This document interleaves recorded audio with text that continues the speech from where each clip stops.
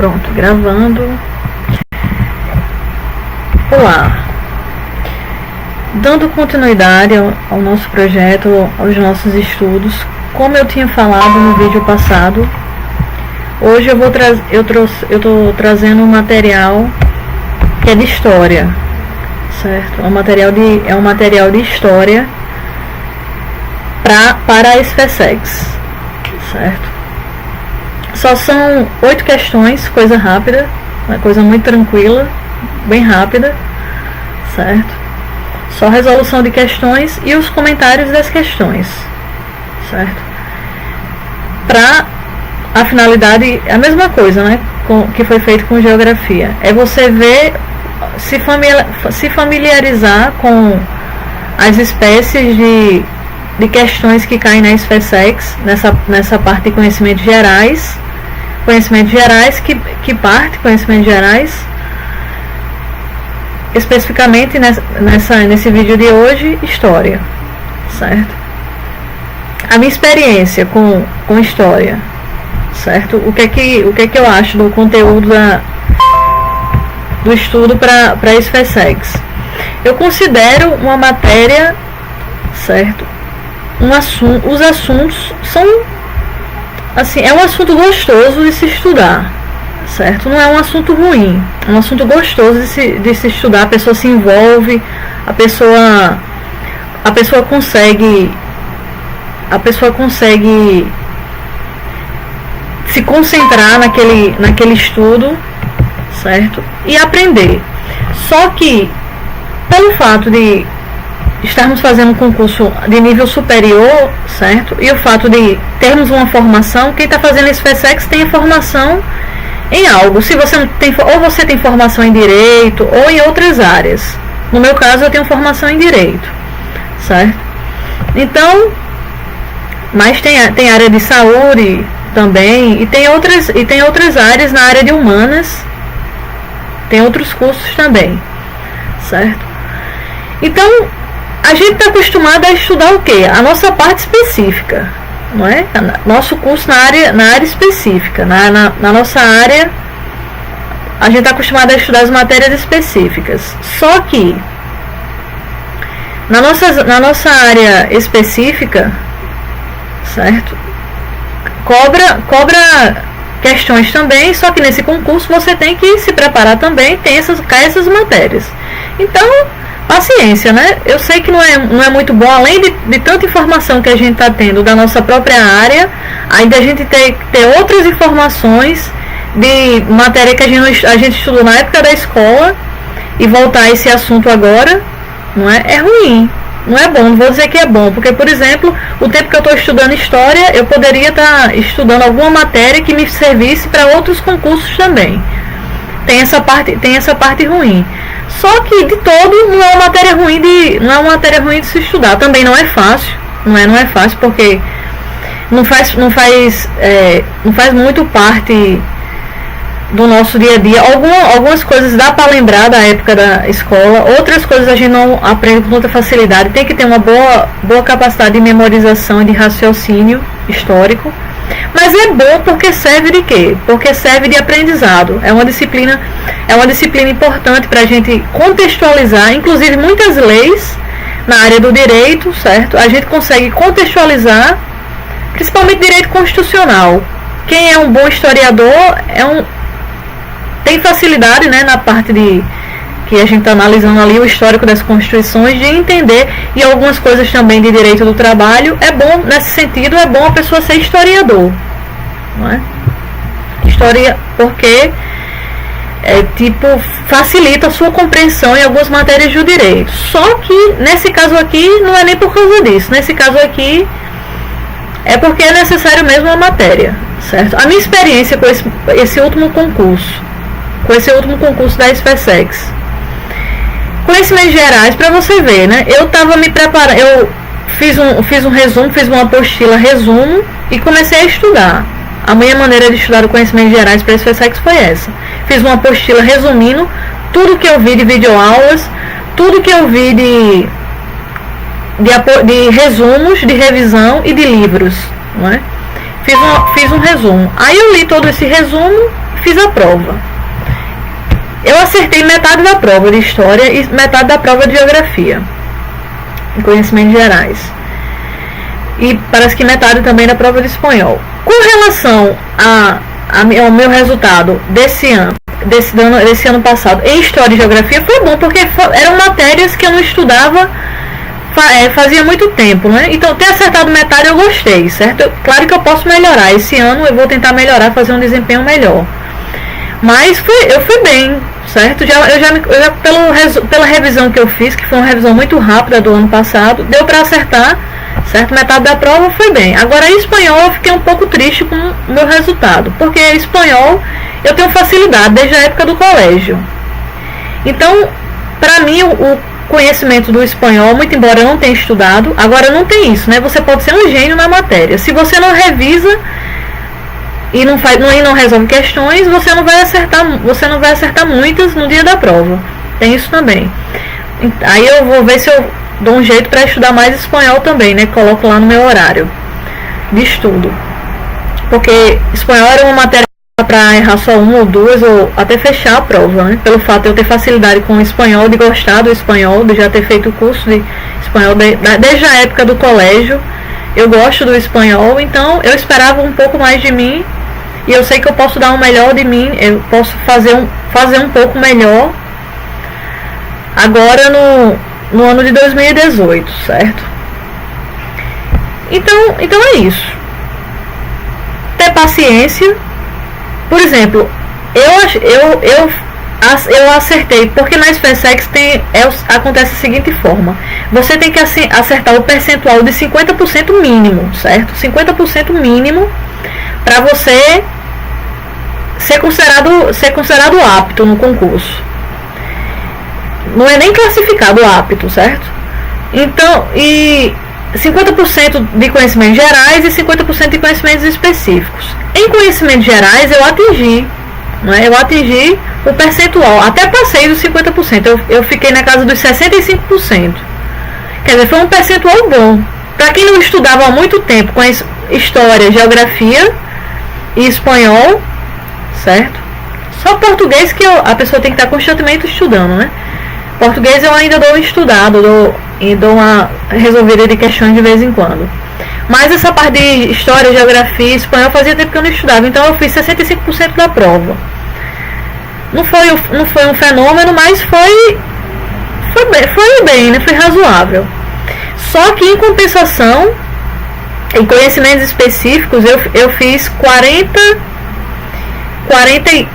foi 42 ou 43, acho que 43% da prova, certo? Fiz 43% da prova, que foi um resultado baixo, certo? Foi uma média baixa. Eu esperava mais, assim, porque eu tenho estudado para outros concursos na área jurídica, e em outros concursos na área jurídica eu estou fazendo um percentual maior. Estou fazendo um percentual de 60%, 70%.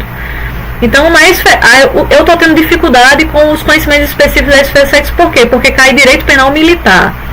E não é tão simples assim. Mesmo que a gente tenha uma boa base de direito penal, certo? Não é tão simples assim de acertar questões, principalmente as questões da SpaceX, porque é uma prova muito inteligente, é uma prova muito bem elaborada. As pessoas que fazem essa prova da SpaceX eu respeito muito, são provas muito bem elaboradas, porém difíceis, certo?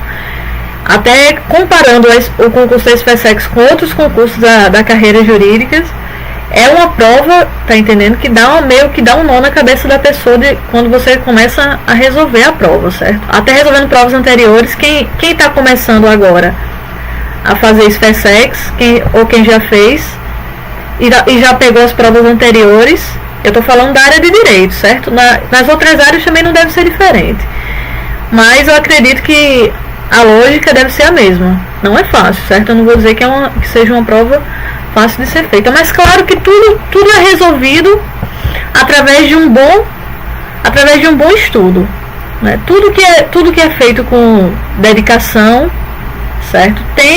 A gente tende a quebrar obstáculos. A gente tá aqui para superar certos obstáculos. para pular os obstáculos, para superar os limites, certo? Para quebrar os obstáculos, para pular os obstáculos. E como a gente consegue isso?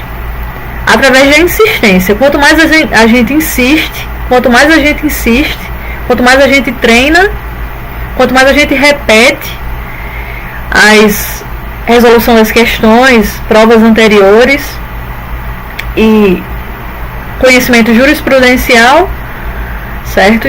Uma coisa que eu não estava fazendo ano passado, lendo entendimentos jurisprudenciais. Então esse ano eu já comecei a fazer o entendimento, porque muitas questões ali da SPSEX vêm de entendimentos jurisprudenciais, né? Inclusive na área do direito penal e nas outras áreas também, constitucional, administrativo e por aí vai, tributário, certo? Então não é perdoável, né, ficar sem ler os informativos. Então é algo que eu estou procurando corrigir esse ano, certo? Resolvendo questões eu apenas aumentei o meu número de resolução de questões e a constância. Eu aumentei a constância do número de resolução de questões. E eu aconselho, né, vocês que estão acompanhando o canal a fazerem o mesmo, né? Aumentar o percentual de questões. Não precisa nem ser muitas, mas o estudo não precisa nem ser muitas horas de estudo, mas a qualidade do estudo, né? Aproveitar bastante tempo, ler as jurisprudências e aplicar aquilo que leu. Eu tô fazendo um estudo, certo? Que é muito cansativo. Eu tô fazendo um estudo através de revisões. Eu gostaria de já ter minhas revisões todas prontas e estar só revisando, só lendo. Mas eu ainda não cheguei a esse nível. Eu ainda estou no nível, vamos dizer assim, passando do básico para o intermediário. Agora que eu estou começando a conseguir fazer resumos, que antes nem conseguir fazer resumos eu não estava conseguindo. Mas agora até já destravei e estou conseguindo fazer resumos. Só que quando eu vejo a quantidade de coisa que é para resumir, às vezes dá até um desestímulo, né? Mas estou vacinada, né, contra o desânimo. Eu oro, faço uma oração, peço forças a Deus e continuo fazendo os meus resumos, certo? Não desiste, vocês também que estão passando por isso, que estão sentindo essa mesma dificuldade, fiquem sabendo que não é somente vocês não. Às vezes, quando eu vejo a quantidade de coisas que tem no edital, muito embora exista técnicas, né, para você otimizar o seu estudo, dá um certo desestímulo, mas não é impossível. Outras pessoas conseguiram, não é? Essas outras pessoas são melhores que a gente? Não. Então, se essas outras pessoas conseguiram, então a gente consegue também. Tá entendendo? Então, vamos lá.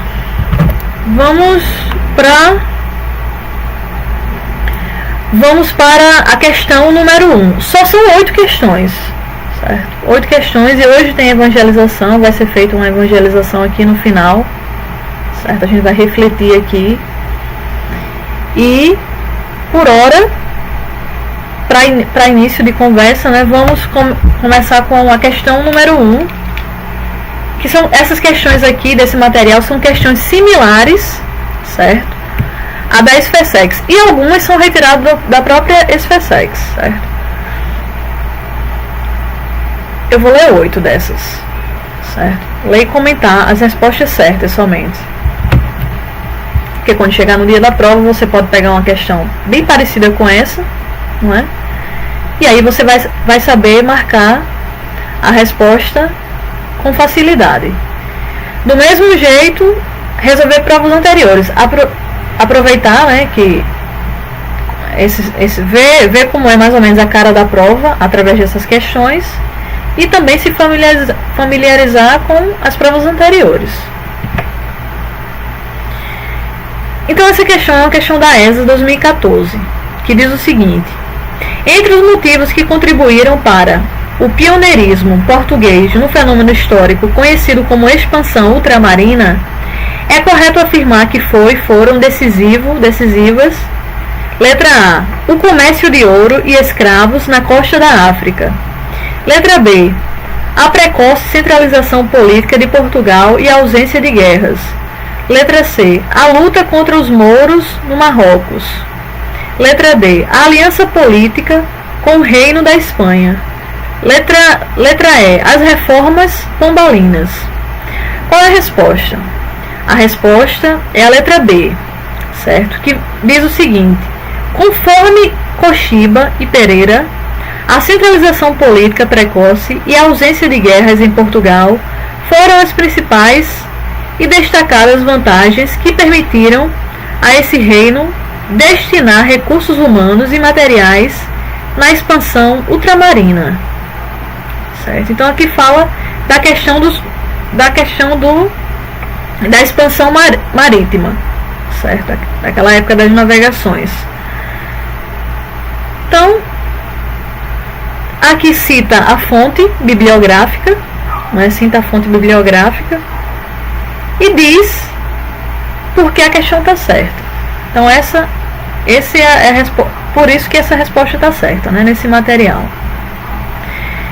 O interessante do edital da SFSEX é que no próprio edital faz as citações bibliográficas, né? Para quem tem como comprar os livros, né, e utilizar aquela bibliografia, é bom.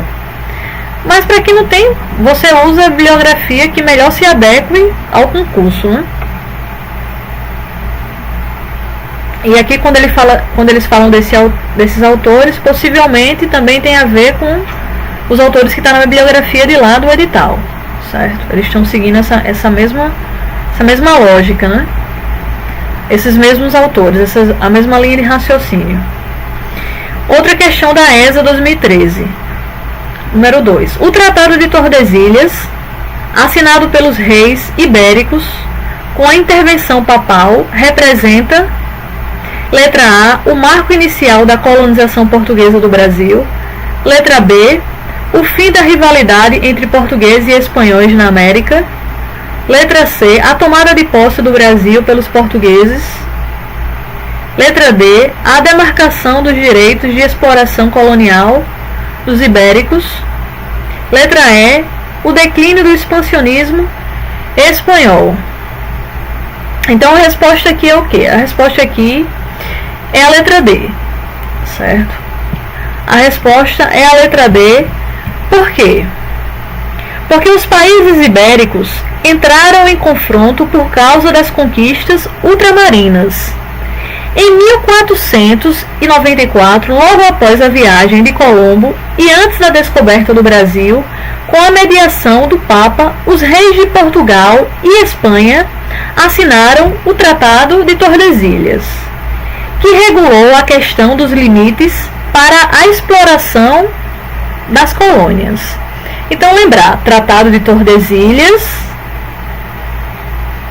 reis de Portugal e Espanha, exploração das colônias, limites para exploração das colônias.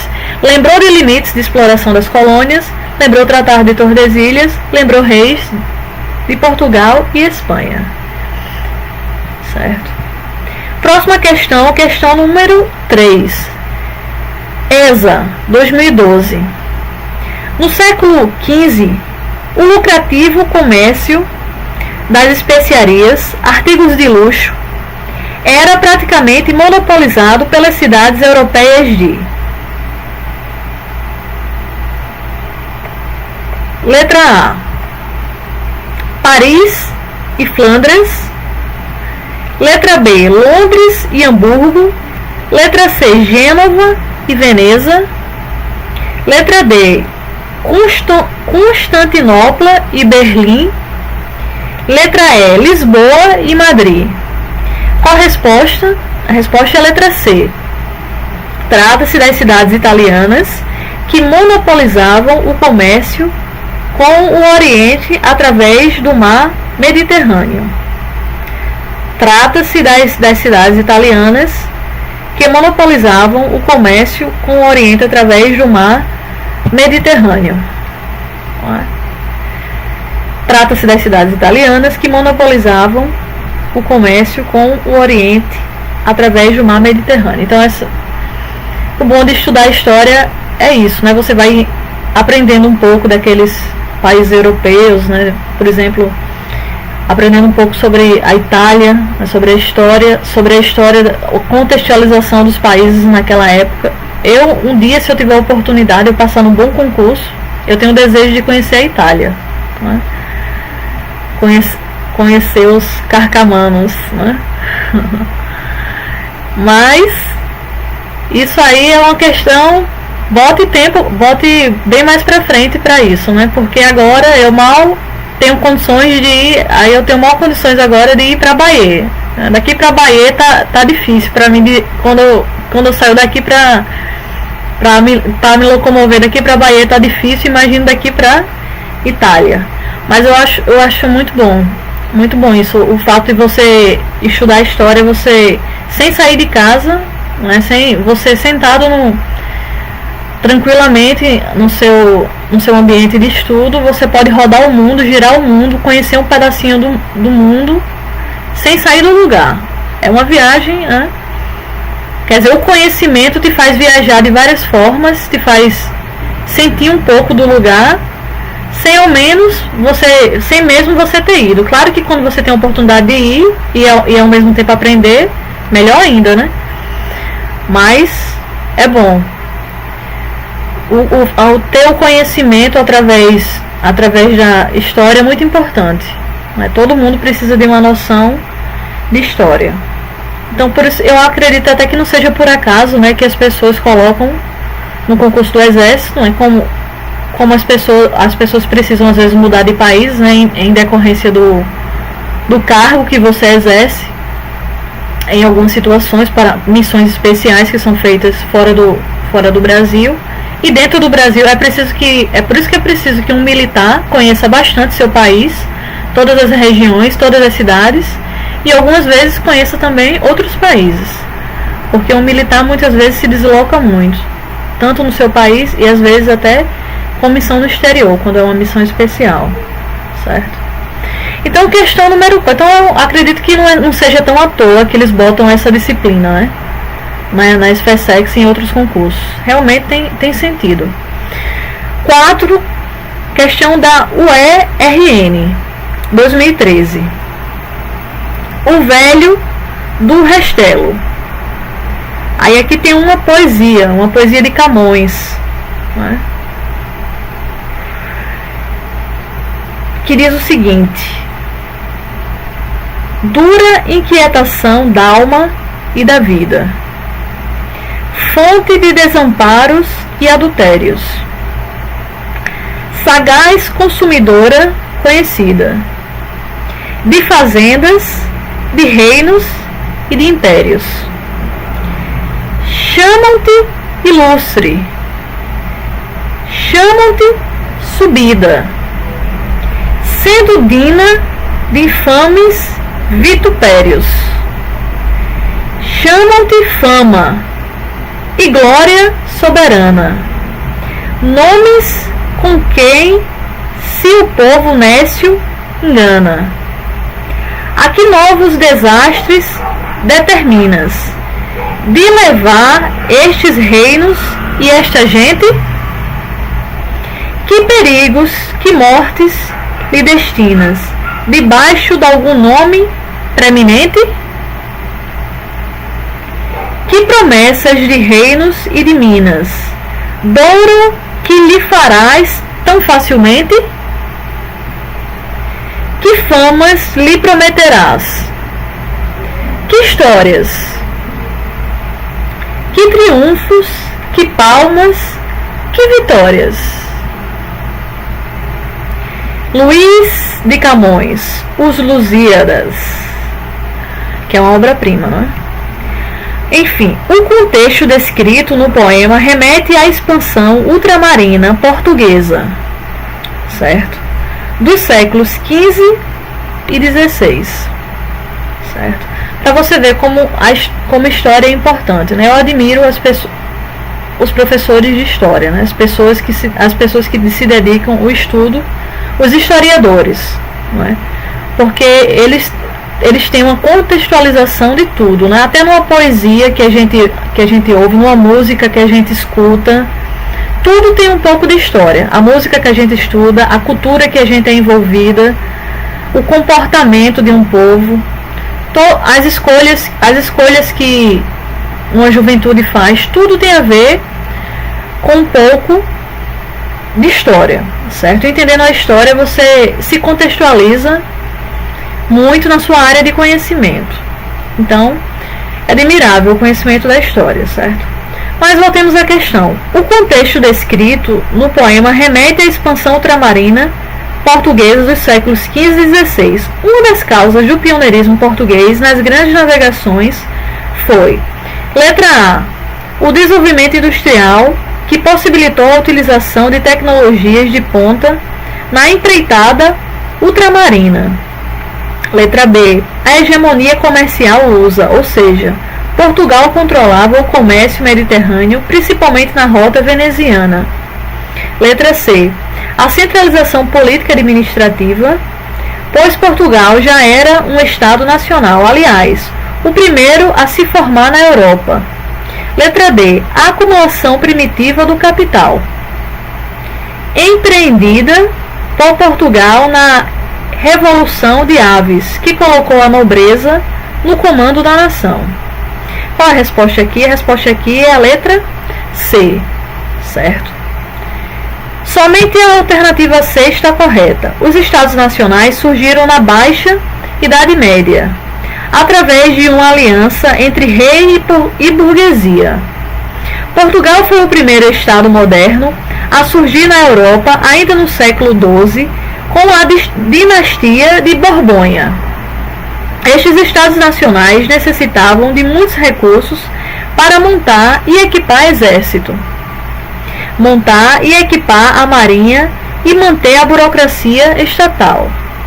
Nesse sentido, ao se formar um Estado Nacional, investia-se nas grandes navegações em busca de especiarias e metais preciosos, objetivando recursos para os Estados Nacionais. Portugal foi o primeiro nas grandes navegações com a tomada de Ceuta, no norte da África, de 1415. As demais proposições estão equivocadas. Não havia um desenvolvimento industrial no século XV, contexto das grandes navegações. O comércio no Mediterrâneo, na Baixa Idade Média, era controlado pelas cidades do norte da Itália.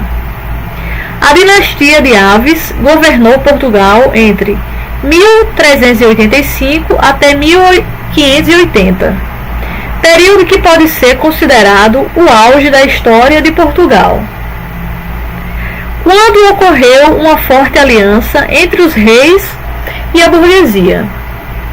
Neste momento, a nobreza não estava no comando do país, certo? Então não é uma questão muito fácil, né? Não é simples, certo? Porque faz um comentário bem detalhado, né? Bem detalhado, certo? Dessa parte aí da contextualização das grandes navegações. Mas enfim, é procurar resolver questões e ler, né? Tem que dar uma lida no material, ter um bom material de história, ou um livro mesmo, se quem prefere estudar pelo próprio livro, em vez de resumos. Assistir videoaulas, vale a pena, né? Porque tipo, esse assunto não é tão fácil de você estar memorizando. E aí, resolver questões, né? Para ir se familiarizando com perguntas dessa natureza. Uma questão da VUNESP, 2014. Inserido em um empreendimento mercantil financiado com o objetivo de exploração econômica para o fortalecimento do absolutismo espanhol, o navegante genovês Cristóvão Colombo encontra uma realidade na América que não permite a identificação das imaginadas riquezas orientais, dando origem a uma dupla narrativa, a do esperado e a do experimentado, em que o discurso é pressionado pela necessidade de obter informações e um projeto colonizador. Wilton Carlos Lima da Silva, As Terras Inventadas, 2003, adaptado. Segundo o texto, o relato de Colombo,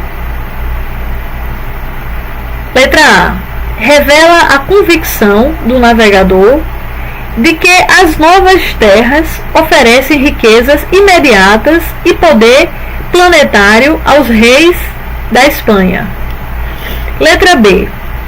Expõe o esforço do navegador de conciliar o reconhecimento da especificidade americana com as expectativas europeias ante a viagem.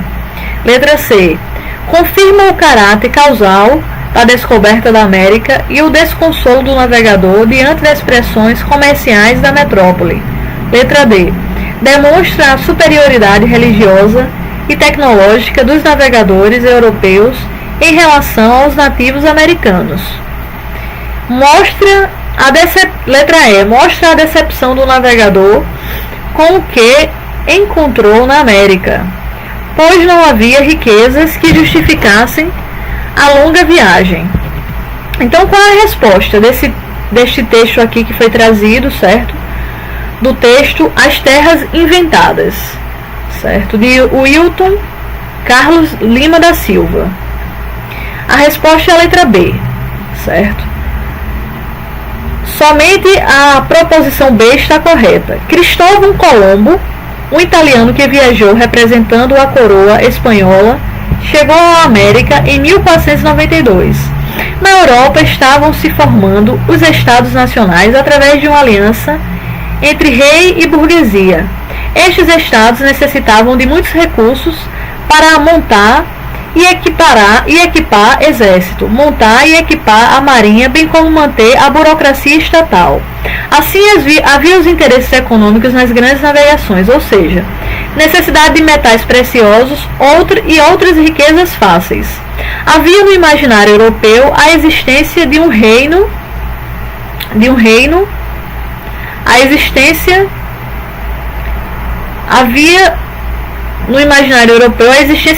cristão no Oriente associado à riqueza e ao paraíso.